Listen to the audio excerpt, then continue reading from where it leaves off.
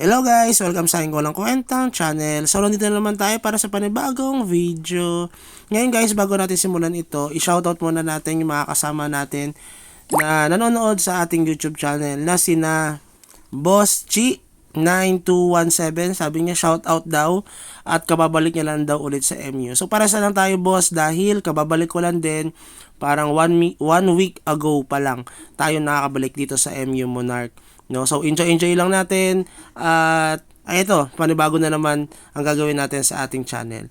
Ganoon din si Mr. Pabo, sabi niya dito, madami ako natutunan sa iyo Lodi, no? Thank you naman kahit paano may natutunan kayo, no, kahit na walang kwentang channel itong ating mga ginagawang content, no. Sana makatulong din sa inyo itong guide na to sa pagpapalakas ng inyong character. So simulan na natin, guys. Ito pala guys, no, dahil tayo ay nag-gauge ng ating character kung gaano ba kalakas ang ating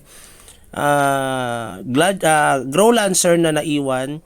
So susubukan natin itong naka 4th wing na Blade Knight. Dahil syempre naka 4th wing siya, tayo ay naka 3rd wing pa lang. Tapos mataas lang ang level ko sa kanya, hindi siya masyadong mataas ang level, parang 700 plus pa lang siya, tapos 740 na ako.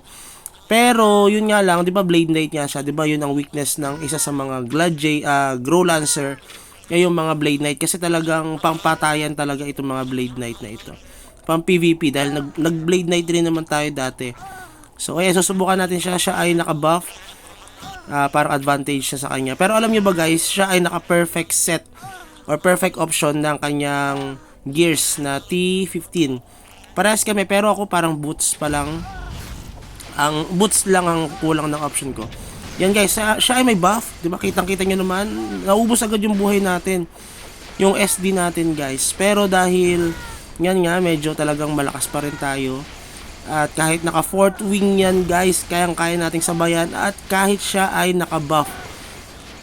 Kunti na lang at tayo ay mutikan ng mamatay, 'di ba? So konting-konti na lang, guys. Mamatay na tayo. 'Di ba? Ang lakas pa rin ng kanyang Blade Knight. Pero tingnan niyo naman guys, kaya hindi ko rin talaga masabing hindi maganda yung build natin dito sa ating Grow Lancer dahil nga kaya natin pumatay ng mga naka 4th wing. Kaya laking advantage yun guys, yung bonus damage na mga additional sa kanila at saka yung absorption. Ang laking bagay nun para sa kanila. Yan, naka perfect option siya na set. Tapos ang taas ng kanyang wind flow rate naka 12. Tapos yung naka 10, tapos yung ice may 10 din. Tayo, 'di ba, ang baba ng ice natin. Ang ganda pa ng sword niya, guys. Napakaganda, 'di ba? Halos ma-perfect niya na lahat ng mga flow rates niya, guys. Kunti na lang 10, 9, yung kanyang wind may 10 din. Tapos naka 3 option yung kanyang sword. Tapos naka 4th wing pa siya, guys. Tignan niyo naman ang kanyang build sa character. Ang lamang ko lang sa kanya ay yung level. Biruin nyo, naka-buff pa siya noon. Tapos, wala tayong buff. Tinanggal natin. Pero nakakasabay yung character natin dito. Pero hindi ko naman sinabi na sobrang lakas natin dito sa MU Monarch. Siguro na may factor talaga din na medyo maganda-ganda yung build natin dito sa character natin. At napakita ko naman sa inyo kung paano ba yung magandang build dito sa Grow Lancer. 'Di ba? So, yan na. Nag-message na yung aking lalabs, no? Siguro miss niya na ako. Nag-message na yan, sigurado pagagalitan na ako niyan. Ayan na, minura na, ano ba? Nagmura na siya, guys. So tatapusin na natin ito. Susubukan natin itong Blade Knight na naka 4th gen.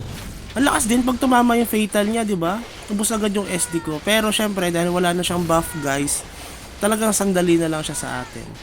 Yun ang kinagandahan sa Grow Lancer din kahit papano dahil makunat at dahil nga Agi type ako, nagmi-miss yung kanyang damage sa akin. Lalo na kahit yung fatal strike niya, guys.